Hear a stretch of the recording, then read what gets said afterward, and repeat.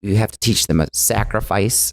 Not every ball is going to be thrown to you, in football, or you're not going to get every shot, or you got to, play defense. You know what I mean? Because it helps us. It's about relationships, relationships, relationships. Be a good human being, and everything is going to work out for you. I truly believe that.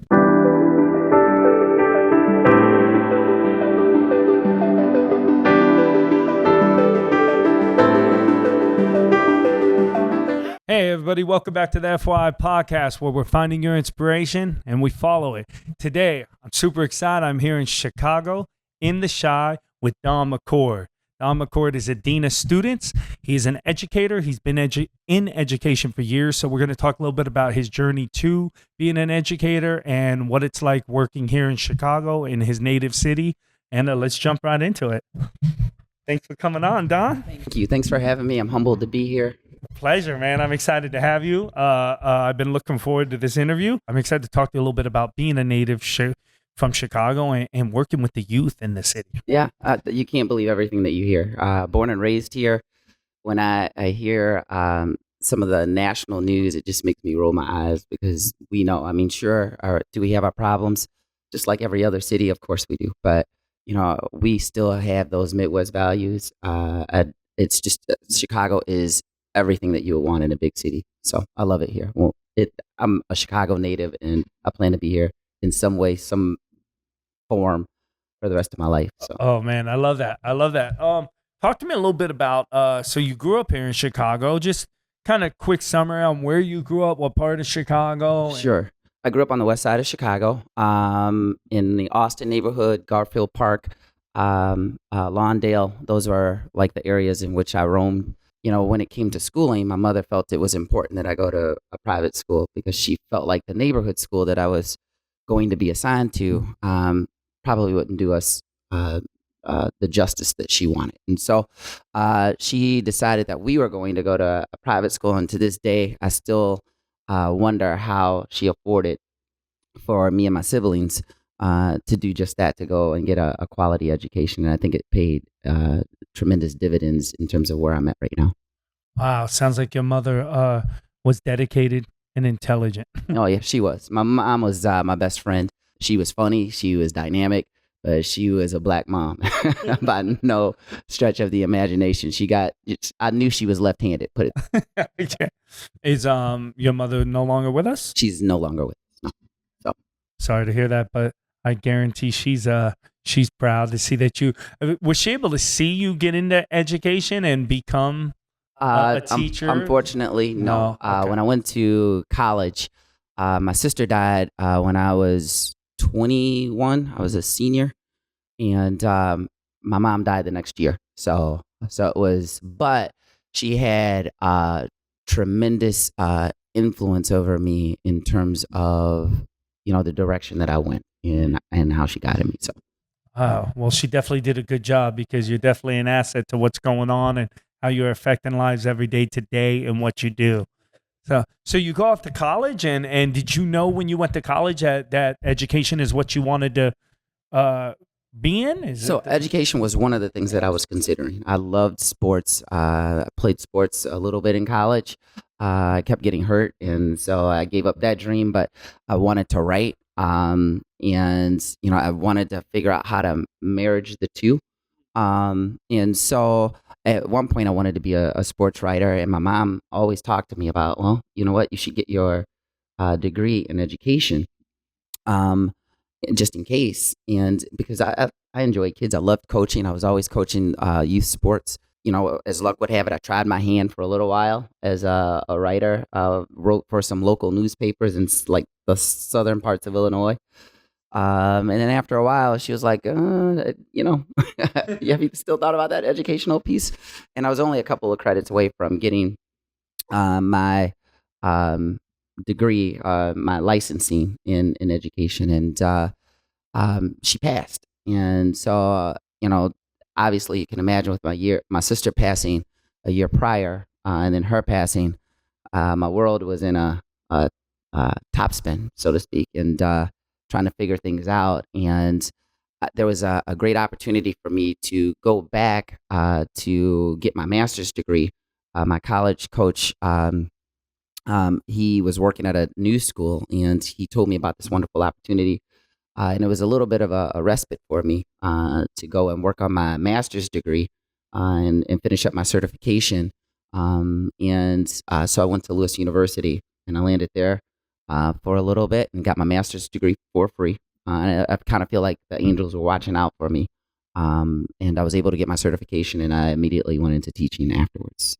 Wow, that's incredible. So it was a teacher of yours that reached out to you and kind of My former coach. former coach. Yeah, and I should say, and I want to back up, one of the other biggest influences that I had growing up was one of my high school teachers, Mrs. Brannigan, who was an English teacher.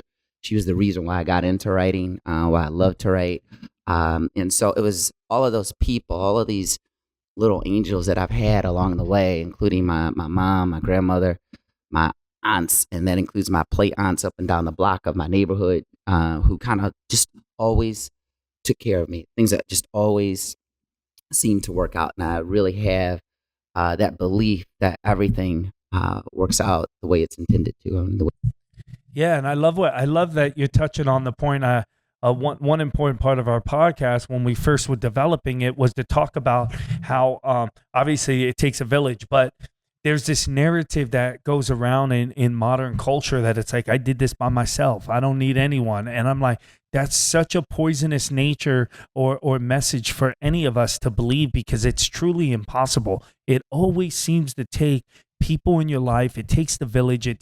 And sometimes it's at home. And I believe that's the most important place. In my opinion, at home is the most critical place, but not everybody has that opportunity. So it's teachers, it's coaches, it's people in the neighborhood. Absolutely. Yeah. You know, you talk about Chicago and the perception of Chicago.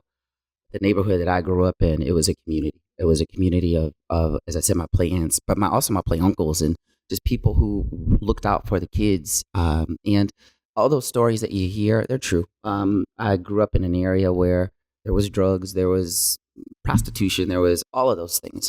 But nonetheless, and this may sound so strange, I felt safe. You know what I mean? And there were people that cared about us, people that had jobs, everyday jobs. And so this narrative that, people in the urban inner city don't want to work or don't want to do this, or they're all doing this, is just not true. It really upsets me when I hear that kind of stuff. Our friend Charles Baker often says, "Iron sharpens iron." That old adage. And I think kids, they find each other. You find what you're looking for, and I truly believe that. Whatever you're looking for, you'll find it. So if you're looking for the good in life, you're gonna find the good in life. If you're thinking that the world is always bad, well, you're gonna see that part of it too. So it's just what you tend to focus on, and that's what I try to get across to my kids in terms of being positive. And I'll talk a little bit more about that later. But it's some of it is truly a little bit of your mindset, and so it's just really important sometimes when I feel like I'm on that path of this isn't going right. Well, let me focus on what is going right, and let me get some momentum going in that direction. I love that. And I love iron sharpens iron. I love that you guys stayed competitive in a positive way and pushing each other to constantly excel. Okay, so you graduate, you get into, what was it like when you first started at the school? You started in high school? No, I started in middle school. Middle school. Oh, man. I have the utmost respect for middle school teachers. I went and taught back in my old neighborhood at Heffron Elementary, junior high. It was quite the experience, right? That's where I learned to sharpen my teeth. And I had some wonderful mentors. Mrs. Butler, I think she sensed my apprehension my first day as I walked up to the classroom, and the kids were out of control. They were running around the room, and she walked up to me and she said, "Listen, baby, you better show them you're crazier than they are." And so she took the books out of my hand, and she went and she slammed them on the desk, and they all went scattering like little roaches to their desk. And she leaned over to me and she winked, and she was like, "That's what you got to do." But, one of the things she told me, let them know that you are the one that's the teacher. You're the one that's the leader. You're the one that's in control.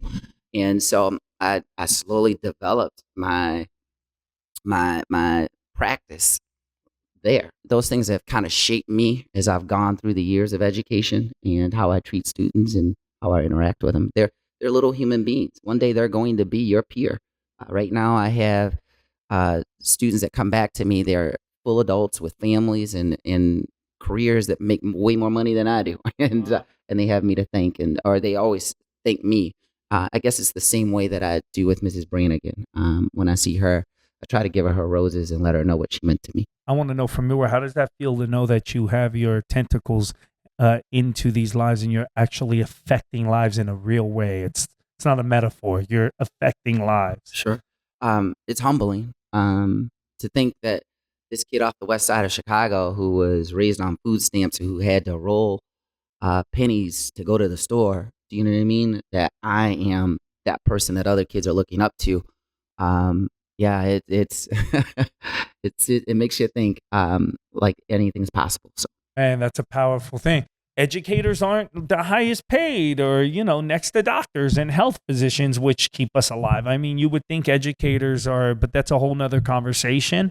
And I'm sure you, like an artist, you don't do it for the money. You do it because you definitely genuinely care. Yeah, oh, absolutely. I think that's why everybody starts out, to be truthful with you. I don't think anybody that starts out in education is doing it for the money. I will say is now that I'm near retirement, I'm on the other end of it. And so I'm not going to lie, I'm doing You're doing right. good. Yeah, I'm doing good. So, but it started off, but yeah, it's I not had that no, way in the beginning. Yeah, I had no idea I would, be at where I'm at right now. And so you definitely don't get into it for the money. And I do, even with that being said, I spend more time at that school and with those children than I think they do at their home. And so, when they try to talk about educators that make a lot of money, I want to say thank you and you're welcome, right? Because we're spending a lot of time in addition to teaching. I coach, and there are a lot of sacrifices that you make. You miss friends' birthdays, you miss weddings, you miss opportunities to go travel and all of those things. Like, even during the holidays, there are things that I cannot do, and so there are sacrifices, and it's because I like working with young adults, and that's my job. I truly believe it was my calling. So. I love that. What is it aside from the stuff we just mentioned, like knowing that you're helping it impact and affect? What's your favorite thing of these young people? What are you gonna kick out of, like? So like I was saying, I don't know about the 7th and 8th graders. That's a little that's a little rough. much, right? But high schoolers, I love working with high schoolers because they are young adults. They know when you're mad. They get your humor. You know what I mean? They're young adults, and you see them slowly transform from freshman year to senior year. You see the little stages that they go through. Some of them with anxiety as they get ready to leave high school, and they do some self-sabotaging kind of things, or they're really excited to get out, and you just see the transformation into what will be full-fledged adults, and it's amazing to find out their story once they come back, or they send you an email or a letter or what have you. But I don't say. One of my friends said it best. I don't go to work every day. I go to school. I get to go and I go and I learn from them. I learn a lot interacting from them. I think I learn just as much from them in terms of their resiliency, in terms of their determination, in terms of their dreams, as much as I think hopefully they're learning from me. So, when you ask, what do I enjoy about it? I enjoy their strength. It inspires me. It strengthens me. Sometimes it makes me sad because I deal with some really messy stuff. But at the end of the day, it truly is an experiment in human behavior that I get to witness every single day. Wow, I love that. You just talked about that was my next question. What's the hardest stuff you deal with? I mean, so I am the dean of students at a school in the northern suburbs. And as dean of students, whether you're in the northern suburbs or whether you're in the city, you deal with the underbelly, the bad aspects of maybe sometimes human behavior, and it's not just simply kids who don't go to class. I've dealt with in my time everything from obviously fights and but social media is a really big problem. Gambling. Murder. We had a student who was tragically murdered at the start of our school year. Drugs. And it's what every single high school is dealing with. But those are specifically some examples of the things that we deal with at our school on a daily basis. Not murder, but the other things. Right, right. I was just gonna say, when I was going to high school, we didn't have to deal with stuff like the current issues, like the mass shootings and No. this kind of stuff has gotten Yeah. incredibly out of control. Do you guys have any? Do you deal with that kind of? I mean, safety precautions? Oh, Are there yeah. drills Yeah. and So as I said before, like 2 or 3 days before school started, one of our students was killed by another one of our students, and um, there in our community, the high school community, there was a mass shooting the year before during the 4th of July, and so gun violence has impacted my school community, a very affluent community, um, tremendously. And so there have been, calls for us to implement metal detectors, which has been met with um, applause and, people who don't think that that's necessary or appropriate. And so trying to manage that after those two incidents, I think the response to our school is we'd rather our kids be safe than anything else. And so we're starting a pilot program right now where we have a metal detector up, and with the plans to put them in all of our doors. We only have them at one door right now, and it moves around as we try to do data and research to see how kids get in and out, and how quickly we can move them in and out. And so soon we will have them at all of our doors. what does that impact have on? I'd like to like. What does it have on the kids? But what does it have on you as a dean of students, a teacher, an educator? I mean, that must have a traumatic influence just on you that you have to deal. You're in a work environment where these shootings could just happen and they Yeah. become more and more popular. Unfortunately, as time goes on, it seems like these school shootings are like becoming part of American culture, which is devastating to even imagine. Yeah. Prior to the 4th of July, when the mass shooting happened, and our kids were part of the parade where it happened. And so it really, truly impacted us. But prior to that, I think I even posted it on my own social media. It was like, I think about it every single day. When is it going to happen here?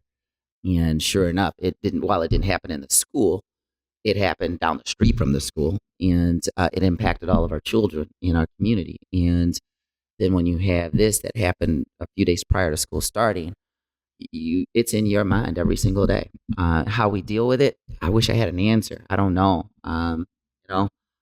Some people seem to suggest that even the metal detectors are a false sense of security, because if somebody wants to get in, they're going to get in. They're coming And in. So, Right.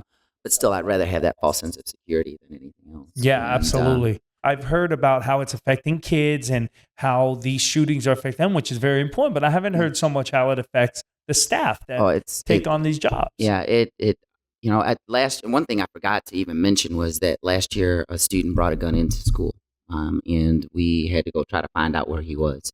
So our school went on lockdown, and the amount of law enforcement that showed up was incredible, like absolutely incredible. I mean, they got there extremely fast, but we found the young man, but he was in the school in possession of a gun. And again, when you talk about how it triggers the staff, like some of our teachers were beside themselves, in tears, and it was emotional, and it was scary. It was a scary time. And so those are 3 instances that I can think of where it, relates to guns and education, and for our kids to have to go through all of those experiences. It's a lot for our teachers to have to go through it. It's a lot, and it's unnecessary. And I really think that, more can be done. I don't know exactly what that is, but I know we're not doing enough. Yeah. I think we could stop it if we really, truly try. Yeah, I think we need definitely all hands call on this, and it's definitely going to take more and more efforts. And I'm saying that to the camera for the people watching. It's definitely a crisis that's happening, at least in the country, maybe around the world, but definitely here in this country. Moving past that, no, that's important.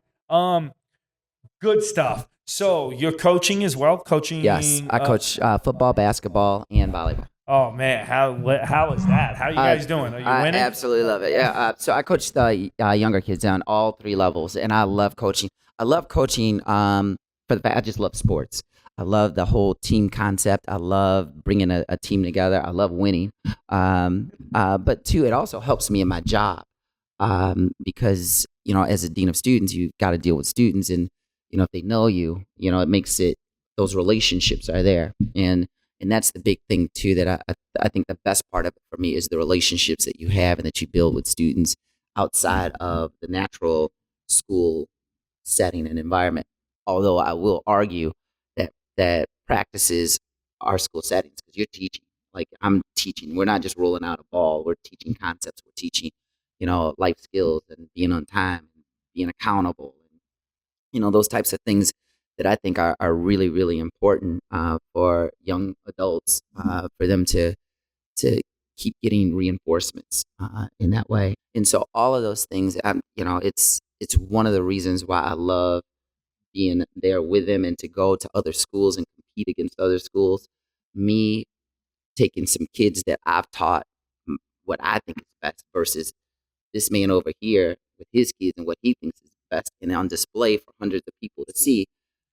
There's no better rush than that. Yeah, I love that.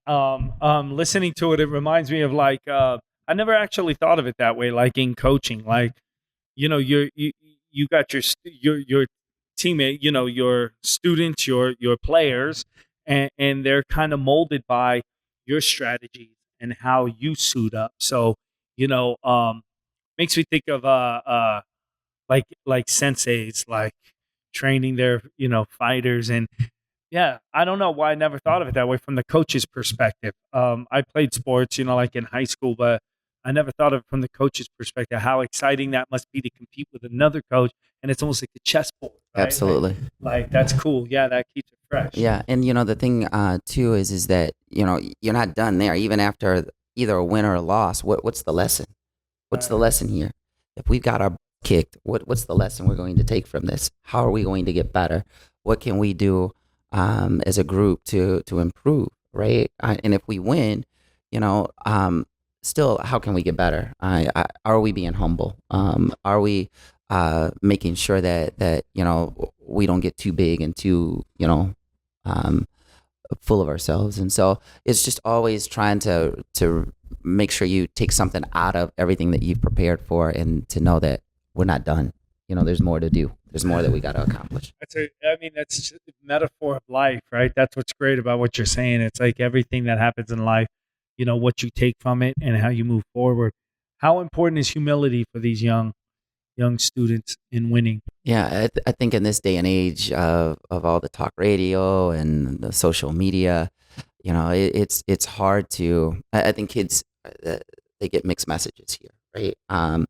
The bravado of some athletes, and that look at me, generation, and so you really want to talk about us. You want to talk about you want to talk about team, because what we know is that old African proverb: if you want to go quick, you go alone, but if you want to go far, you go with the pack, you go with the group, right? And so it's always about us, and because we're stronger together, and not me. And so you have to teach them a sacrifice. Not every ball is going to be thrown to you, in football, or you're not going to get every shot, or you've got to play defense, you know what I mean, because it helps us. And so teaching those little life lessons, some kids get it immediately, some kids it takes a little while, and some kids just simply don't, and those are the ones that typically don't make it within our systems at our school particularly. But you want to bring everybody along, but the truth is not everybody buys into it, and so that's the hard part of coaching, where this is where the rubber meets the road, and you're not on this bus. Bye. Yeah. How much of coaching, how much of these lessons that you're instilling in these young adults, how much does that therapeutically help you? Like, how much of that stuff do you use in your own personal life outside of work? I've grown as a result of coaching and being mentored by my former head coach. Paul Harris, like just every single day there's a quote. There's a quote of the day. You know what I mean? And I would apply. I'm like, oh, this makes sense. And it really kind of again shapes your mindset about things. And after years and years and years of looking at it, I do it myself. And he's long since retired. And yet I find myself doing that. And you'd be surprised, kids read them, and so I feel like I'm passing that on. And, yeah, it's a great little thing that I use now in my own life. I have a couple different quotes that, that have guided me, so to speak. So Give us one. My favorite one is, there will always be someone who doesn't see your worth. Don't let that someone be you. That's your quote? No, it is not mine. I read it somewhere. I'm not taking. No, that one's great. I'm not taking any. In fact, I was like, let's package that. Right. That is not my quote, but yeah, that is probably perhaps my favorite one. It's just you've got to value yourself. You know what I mean? You've got to pour into yourself, because you can't help somebody else if you're empty, right? So you gotta take care of yourself spiritually, mentally, physically, so that I can show up every single day at practice with some energy, right? And every single day I am not a North Suburban kind of coach. I'm a city coach, and those little white kids up there learn that really fast. So. Man, I do not change. So we were just talking about last night, man. Everything you're nailing, Don, is I'm a big advocate of just we have to take care of ourselves first in everything we do. And when I say that, I don't mean it out of like a greedy perspective. I mean, if body, mind, spirit, if we're not taking care of ourselves and keeping our vessel moving and there's no way we could help others. Makes me think too how important sports are. A lot of people think sports is just some, this dumb game that they're going out and playing. And basically you just explained how it's like literally a in-depth life lesson. Every win, every defeat, the way you show up, the way you work together off each other. There are certain expectations that we have of them, and like, you can't talk to me that way. I can't talk to you that way. You can't talk to me that way. This is how this relationship is going to work here, right? Yeah. And I think those are truly valuable things or skills that they need to learn. That when you walk in a room, you say, "Hi, I'm Coach McCord," or "Good morning," or before you ask me for something. Do you know what I mean? Yeah. And so it's those types of things that, the little things that we just try to pass on. But one of the things that we tell them in all of the sports is that everything is about relationships. It's about relationships. You're going to go further in life with people on your side than being mean and cruel and those types of things. So be a good human being, and everything is going to work out for you. I truly believe that. So I love that. Cool. As we start to kind of rear towards the end, where you at today? It sounds like you're in an incredibly good place. I mean, it just sounds like you're there, man. Like physically, mentally, spiritually. But where you at today, and where do you see yourself in the future? What's the plan for Don? I never thought that I would end up at the school that I'm at. This has been a crazy, winding, twisting, steep hill, curvy journey, right? I thought you fell off the edge of the world once you went past North Avenue, which is a street in Chicago. Like, it's not very far outside of Chicago, in the city, because I've never gone that far. But I've always been curious. And so when I was at Kenwood Academy, which is an urban inner city high school, very good urban inner city high school, I got recruited to go to Highland Parks. One of the assistant principals asked if I would interview and go up there, which is a highly affluent, predominantly white school. And I'm leaving a very, very, very good all black high school to go up there. And many people said, "Why are you going up there?" I took the risk, and I just felt like I wanted to evolve a little bit more and take the challenge. And so I decided to go. And when I got up there, there are two things that made me say I need to be up here. One, we had about maybe 40 students in a school, 40 African American students in a school of about, at the time, 1,900. The other reason was, of those, the rest of the school population, they needed to see somebody like me in my role. I feel like representation is important. And I felt like those kids needed to see, not only the white kids, but the black kids needed to see somebody that was there to support them, and that was going to look out for them. And in my time there, I started a support group for African American students. It's called Equinox, and it's still running today. I never thought that I would be at Highland Park High School, which is where I'm at right now. And where it takes me next, I really don't know. I'm open to it. I'm thinking about the possibility of maybe teaching abroad. After I retire, maybe working with at-risk youth in our criminal justice system, to maybe even coaching. So I'm open to all possibilities. I'm open to everything, to be truthful with you. And I think you have to be open and let things come to you. But you just got to be still, and it does. And so I'm excited for the future and see what comes. I'm excited for you. I have no doubt what comes is going to be something big, and it's going to be